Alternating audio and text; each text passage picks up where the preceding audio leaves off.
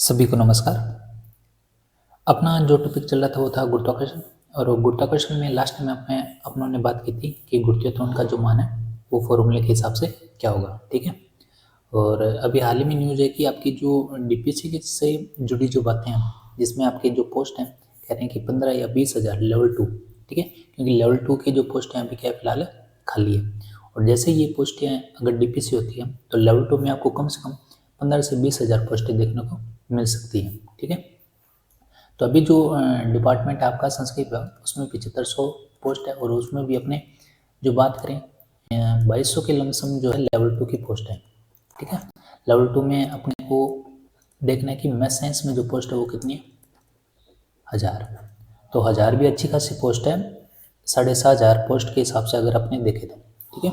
तो यहाँ से अपने को एक पोस्ट चाहिए, तो उसके लिए अपने को क्या करना है, तैयारी बेहतर करनी है। और अपनी क्लास से चल रही है तो रेगुलर आप देखें, रिवीजन करें, इससे बेहतर और कुछ भी नहीं हो सकता, ठीक है। और किसी बात पे अनावश्यक ध्यान ना दें, जो भी है आपके हित में ही होगा। और जो भी पोस्ट आई है तो उसके लिए आप क्या करो, डेली जो आपके पास टेस्ट सीरीज है वो ज्वाइन कर लो, और जो आपकी क्लास है उसको बार बार रिविजन करो, तो ये आपका फ़ायदा है, ठीक है। तो लास्ट टाइम अपनों ने पढ़ा था कि जो जी का मान है इसका फॉर्मूला अपनों ने फाइंड किया था। तो जी का मान जो आया था अपने पास क्या आया था कि आपके पास कैपिटल जी कैपिटल है बटा आर स्क्वायर, और यही क्या है आपका गुरुत्वीय त्वरण, ठीक है। इसके आधार पे क्वेश्चन किस प्रकार बनेंगे वो भी अपने करेंगे। तो स्टार्ट करते हैं आज की वीडियो। तो चैनल को जरूर सब्सक्राइब कर लें। तो बात करते हैं अपने आगे कि जी का मान कहाँ पर किस प्रकार चेंज होगा, वो अपने अभी बात करेंगे। तो बात करते हैं अपने जी के मान में परिवर्तन।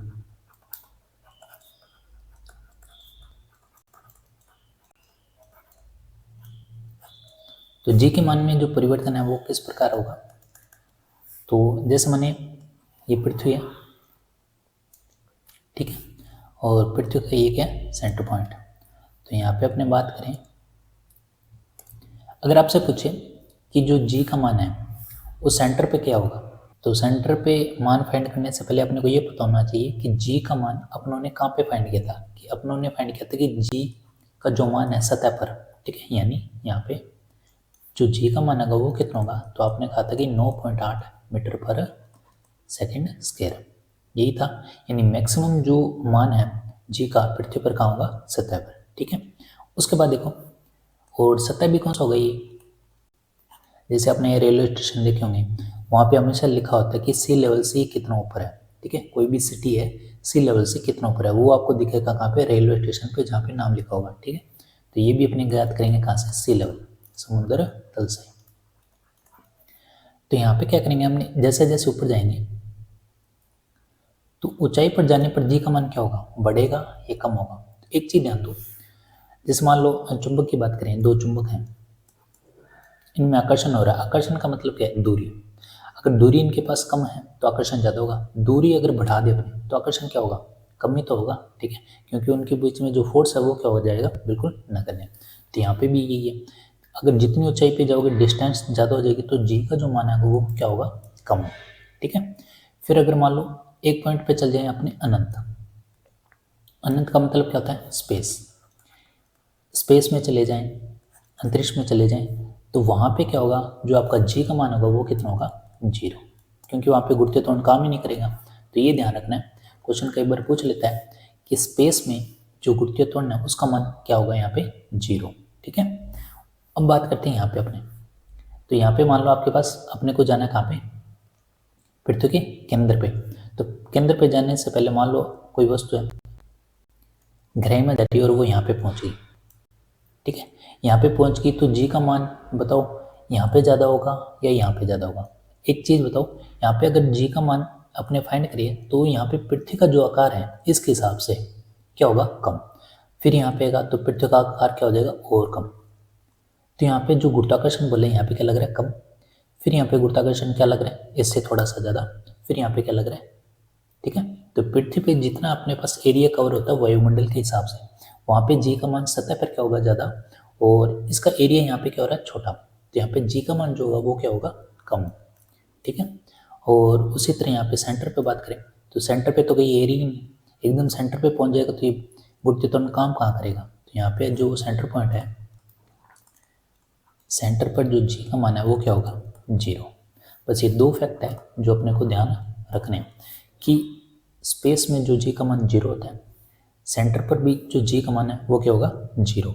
ठीक है, तो यहाँ पे अपने पास ये चीज़ें ध्यान रखनी है, तीन चीज़ें, स्पेस, सतह पर और कहाँ पे, सेंटर पर। अब बात करते हैं अपने नेक्स्ट, जो आपके पास है वेट यानी बार। बार होता क्या है, वेट। ठीक है, तो वेट क्या है, देखो एक तो होता है द्रव्यमान यानी मास। तो जैसे बात करें अपने द्रव्यमान को अपने एक जगह से दूसरी जगह ले जा सकते हैं। ठीक है, जैसे मान लो कोई ये वस्तु है, इसको एक जगह से दूसरी जगह ले जा सकते हैं। ठीक है, ये कितना, मान लो 10 kg है, 10 kg, ये भी 10 kg। तो एक वस्तु को दूसरी जगह ले जा सकते हैं, ये क्या है, मास। अब बात कहोगे कि वेट क्या होता है, फिर वेट होता है इसके अनुदिश लगने वाला बल। तो यहाँ पे आपने कोई वस्तु रखी है, तो इसके अनुदिश जो बल लगेगा हमेशा कहाँ लगेगा, नीचे। क्यों लगेगा, क्योंकि गुरुत्वाकर्षण का बल का नियम काम करता है कहाँ पे, हमेशा इसके अलोंग। तो यहाँ पे आपके पास जो भी वस्तु है, जो भार है, वो हमेशा कहाँ काम करेगा, इसके अनुदिश यानी इसके नीचे। ठीक है, तो ये तो हो गया वस्तु। द्रव्यमान क्या होता है, द्रव्यमान को आप एक जगह से दूसरी जगह ले जा सकते हो, लेकिन भार को नहीं ले जा सकते। यहाँ पे भी जो आपके पास भार है वो कहाँ काम करेगा, नीचे। अब बात करते हैं अपने वेट, इसमें आने वाली प्रॉपर्टीज क्या क्या है, तो ध्यान रखना। अब यहाँ पे भार नीचे लग रहा है, इसका मतलब ये क्या है, एक प्रकार का बल,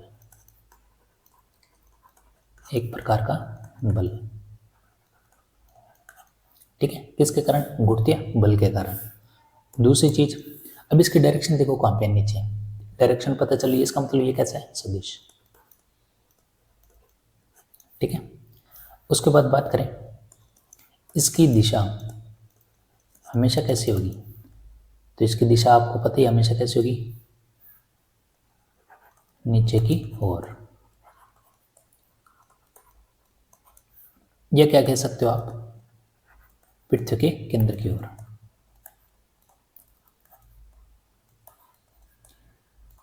यानी जो पृथ्वी का सेंटर पॉइंट है वहां पे। ठीक है, तो ये तो बात होगी बार के अकॉर्डिंग, जो अपने बातें आपके सामने है वही अपने बातें लिखी हैं। अब बात करते हैं इस पे आने वाले बल की। तो अपनों ने एक इक्वेशन पढ़ी थी कि जो मोशन है उसका सेकंड नियम।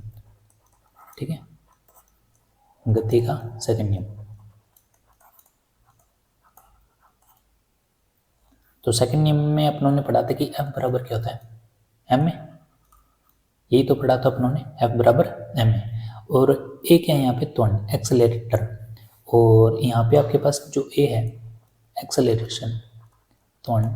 और यहाँ पे क्या है आपके पास, जी। ठीक है, गुरुत्वीय त्वरण।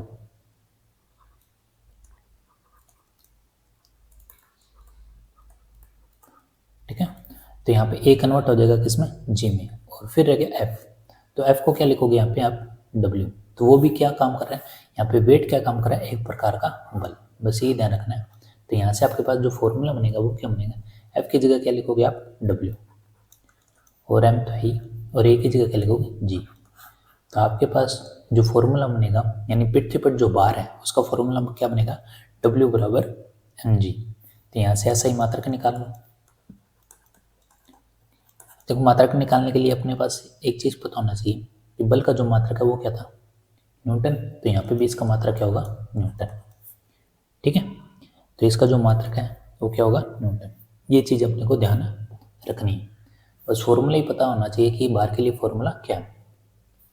और ये होगा भी कहाँ पे, पृथ्वी पर भार। ठीक है, पृथ्वी पर भार। तो यहाँ पे एक चीज़ ध्यान रखना, अगर जी का मान चेंज है, जी का मान क्यों चेंज होगा, क्योंकि प्रत्येक ग्रह के लिए जी का मान क्या होता है, अलग अलग। जी का मान अलग होगा, तो यहाँ पे वेट भी क्या होगा आपके पास, अलग। ठीक है, तो यहाँ पे ध्यान रखना आप कि जी में परिवर्तन, जी में परिवर्तन से डब्ल्यू भी क्या होगा, परिवर्तन।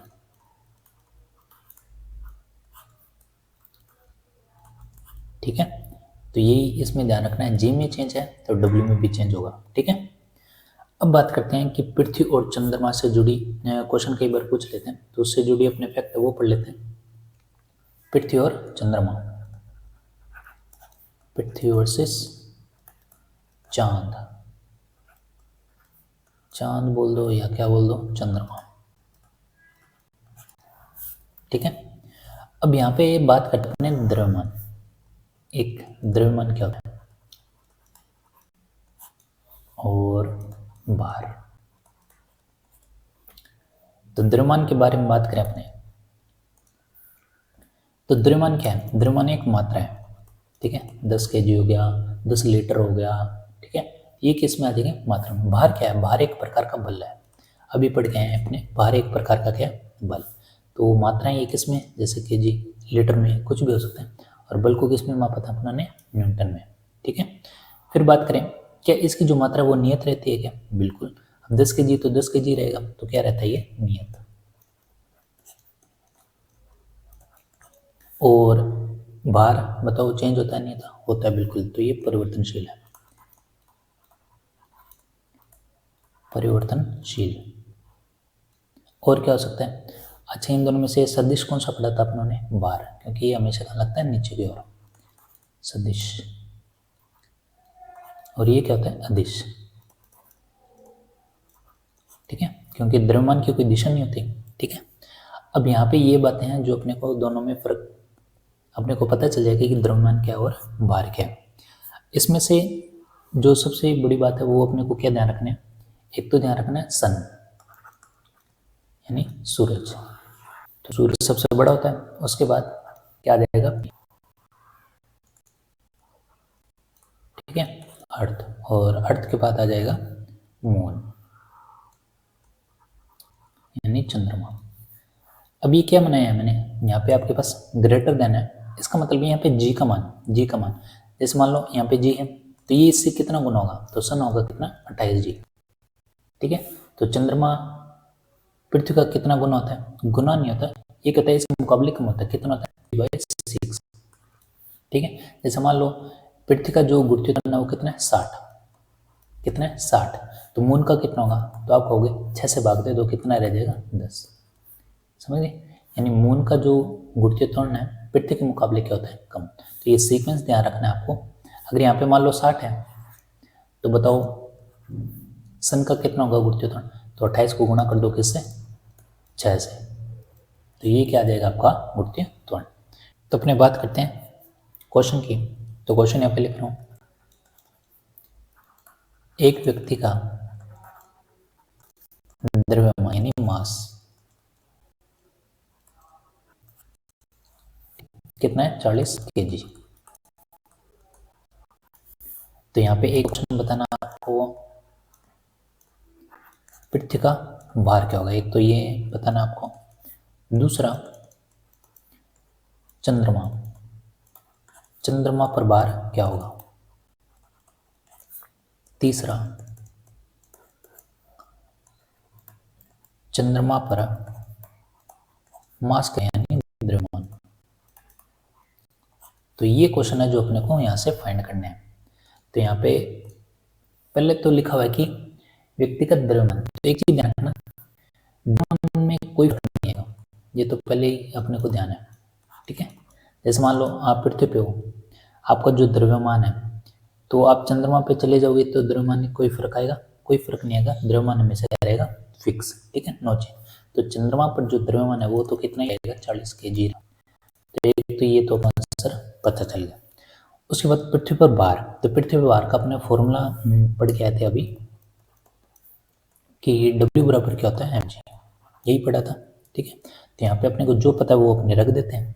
तो यहाँ पे मास, तो व्यक्ति का द्रव्यमान कितना है यहाँ पे? 40 जी। जी कितना होगा? तो पृथ्वी पर जी का मान कितना होता है? अपने कहते हैं कि 9.8। आप क्या करो, इसको लगभग किसके बराबर कर दो? 10 के। इतना ही तो होता है। तो 10 करोगे यहाँ पे तो आपके पास क्या आ जाएगा? 400। और यहाँ पे यूनिट क्या आ जाएगी? तो यहाँ पे क्या है आपके पास? वेट, ठीक है। तो वेट का जो मात्रक होता है वो क्या होता है? न्यूटन, यानी 400 न्यूटन। तो यहाँ पे आपके पास आ गया वेट, कहाँ पे? पृथ्वी पर, ठीक है। तो लिख देते हैं यहाँ पे पृथ्वी पर, वेट कहाँ पे? अर्थ। उसके बाद बात करना अपने को चंद्रमा पे, यानी वेट ज्ञात करना अपने को चंद्रमा पर।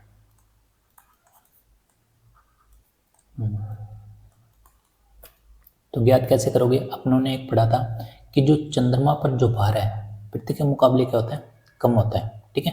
कितना कम होगा कि जो ये वेट है इसका कितना भाग, छठा भाग, ठीक है, यानी 400 है, 400 का 6वां हिस्सा क्या होगा इसका, चंद्रमा का भार होगा। तो यहाँ से इसको भाग दे लो, कितना, 6, फिर 6 पे जाएगा 0.6 और क्या देगा, न्यूटन। तो यहाँ पे चंद्रमा का जो आपके पास भार है वो कितना आएगा, 66.6 न्यूटन। ठीक है, क्वेश्चन आसान है, बस यहाँ पे एक चीज़ ध्यान रखनी है, द्रव्यमान कभी भी चेंज नहीं होगा, द्रव्यमान फिक्स रहेगा, जो चंद्रमा पे है वही पृथ्वी पे रहेगा। ठीक है, अब ये तो क्वेश्चन इसी प्रकार आएंगे, क्वेश्चन आसान है, बस ये है कि कई बार क्या होता है, अपने जो लॉजिक होते हैं वो कई बार भूल जाते हैं कि अपने द्रव्यमान को चेंज करना है या भार को चेंज करना है, तो लॉजिक हमेशा आपको क्या रखना है, याद रखना है। इसी तरह का एक क्वेश्चन और लिखते हैं, एक वस्तु का भार चंद्रमा पर 100 न्यूटन है। ठीक है, तो ध्यान से सुनो, चंद्रमा पर कितना है, 100 न्यूटन। तो द्रव्यमान बताओ कहाँ पर, पृथ्वी पर। तो ये अपने को बताना है पृथ्वी पर द्रव्यमान क्या होगा। ठीक है, तो वस्तु का भार कितना है चंद्रमा पर, 100 न्यूटन। तो सबसे पहले क्या करो, आप भार ही निकाल लो किसका, पृथ्वी पर। पृथ्वी का भार कैसे निकाल सकते हो आप, अपने को पता है जो चंद्रमा है वो पृथ्वी का जो भार होता है उसका कितना हिस्सा, छठा हिस्सा, ये अभी पढ़ के आए हैं। तो इसका मतलब यहाँ से पृथ्वी का जो भार आएगा वो कितना आएगा, तो पृथ्वी का जो भार आएगा, 6 को उधर ले जाओ, गुना करोगे तो चंद्रमा भार कितना है, 100 इंटू ये 6 उधर गुना हो जाएगा, यानी कितना हो जाएगा, 600 न्यूटन। तो पृथ्वी पर जो भार आएगा वो कितना आएगा, 600 न्यूटन, यही है। अब अपने को क्या निकालना है, द्रव्यमान। तो द्रव्यमान का फॉर्मूला पता ही अपने को, अपने ने वेट का पढ़ा था कि W बराबर क्या होता है, mg, यही तो है। तो यहाँ पे आपके पास W कितना है, यहाँ पे अपने को निकालना है द्रव्यमान, m तो पढ़ा रहने दो, g का मान कितना है, तो g का मान 10 से रखो एक बार, W का मान कितना है पृथ्वी पर, 600। तो 600 ये गुणा में इधर आके क्या हो जाएगा, भाग में। तो यहाँ से आपके पास जो m का मान आएगा वो कितना आएगा, 60। द्रव्यमान है तो क्या लगा दो, kg। ठीक है, तो ऐसे भी घुमा फिरा के क्वेश्चन पूछ लेता है, लेकिन कॉन्सेप्ट वही है, कॉन्सेप्ट में कोई भी चेंज नहीं है। तो एक चीज़ ध्यान रखना कि आपके पास चंद्रमा पर भार पूछे या द्रव्यमान पूछे तो फॉर्मूला आपको ये तो पता होना चाहिए, और एक ये कॉन्सेप्ट भार वाला। ठीक है, तो ये तो बात होगी कि जो आपके पास क्वेश्चन है किस प्रकार बनते हैं। ठीक है, अब बात करते हैं अपने पृथ्वी के आकार के बारे में, क्योंकि इससे भी जी क्या होता है, प्रभावित होता है। अपने बात करते हैं पृथ्वी के आकृति और आकार के कारण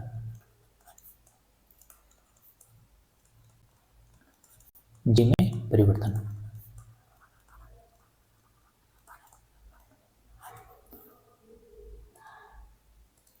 तो जी में चेंज कैसे होगा, पृथ्वी का, देखो आपके पास एक तो है कौन सी रेखा, भूमध्य, भूमध्य रेखा, और ये कौन सी रेखा, ध्रुवीय रेखा,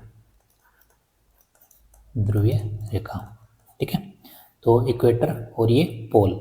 तो यहाँ पे अपने को क्या, इसके मध्य ही तो आपके पास क्या है, यहाँ पे पृथ्वी, ये अर्थ है। तो अर्थ अपने को भले गोल है, लेकिन गोल नहीं है, थोड़ी सी चपटी भी है। कैसे, जैसे ये अपने अक्ष पे घूमती रहती है, कोई भी चीज़ अपने अक्ष पे घूमती रहती है, जैसे मान लो झूला ही है, गोल झूला है, आप उस पर एक स्पीड पे चलोगे, नेचुरल स्पीड पे, तब तो बने रहोगे झूले में। अगर मान लो वो स्पीड ज़्यादा तेज है तो आपको झूले से क्या कर देता है, वो बाहर फेंक देता है, यही तो है। ठीक है, तो ऐसा तो हुआ नहीं, करना भी मत। तो यहाँ पे आपके पास भूमध्य है, यहाँ पे ध्रुवीय है, तो ये अपने अक्ष पे घूमेंगी तो ये क्या हो जाती है, यहाँ से थोड़ी सी चपटी हो जाती है। किस प्रकार, तो यहाँ से क्या होता है, अपने अक्ष पे क्या हो जाती है, चपटी।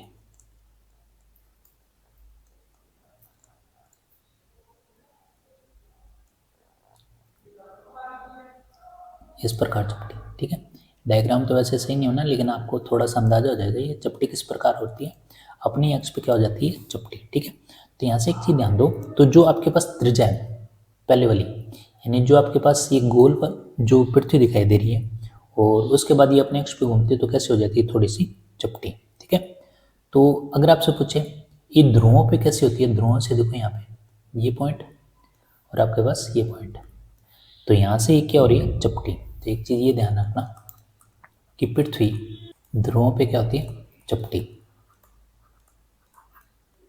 ठीक है, चपटी या क्या कह सकते हो, छोटी होती है। और दूसरी चीज भूमध्य पे क्या होती है, ये थोड़ा सा फैला हो जाता है। तो ध्यान रखना, भूमध्य रेखा यानी इक्वेटर रेखा पे क्या होती है, फैलाव। तो इससे क्या पता चल रहा है अपने को, इससे एक चीज पता चल रही है कि जो आपके पास त्रिज्या है, त्रिज्या कहाँ पे ज्यादा होगी, भूमध्य पे या पोल पे। तो आप कहोगे सीधी सी बात है, जो इक्वेटर है यानी इक्वेटर पर क्या होगी, जो आपके पास त्रिज्या है ये वाली, ये क्या होगी, ज्यादा। तो ये है आर इक्वेटर त्रिज्या, और यहाँ से मान लेते हैं आर पोल। तो इसका मतलब ये है कि जो त्रिज्या इक्वेटर पर तो क्या होगी, ज़्यादा, किसके मुकाबले, पोल के मुकाबले, यानी पोल। ठीक है, तो ये कंडीशन आपको समझ आई। बस यही ध्यान रखना है कि पृथ्वी ध्रुव पे क्या होती है, थोड़ी सी चपटी, और भूमध्य रेखा की ओर क्या होता है, थोड़ा सा फैलाव। ठीक है, अब बात करते हैं अपने कहाँ पे पहुंचना अपने को, जी पे। अब जी एक चीज़ है कि जी का मान कहाँ पे ज़्यादा होगा। तो अपनों ने एक चीज़ पढ़ी थी अभी पृथ्वी पे कि यहाँ पे आपके पास जी का जो मान होता है वो क्या होता है, ज़्यादा।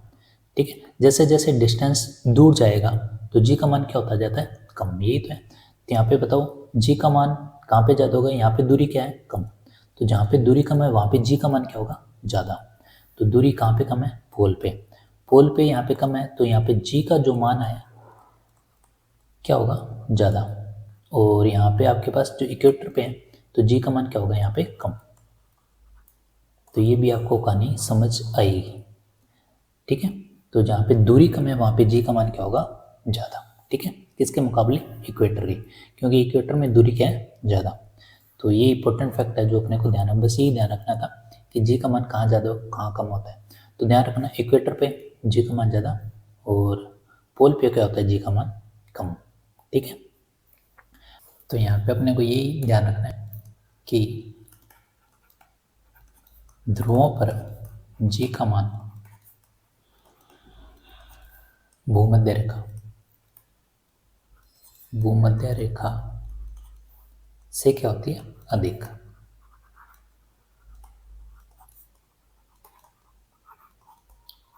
ठीक है, तो ये एक इम्पोर्टेंट लाइन है। कई बार सीधी अपने पास फैक्ट देखेंगे, फैक्ट से भी क्वेश्चन आ जाते हैं, तो वहाँ से आपसे क्या होता है, अगर आपके कॉन्सेप्ट क्लियर है तो वहाँ पे आप ये क्वेश्चन आराम से सही कर सकते हो।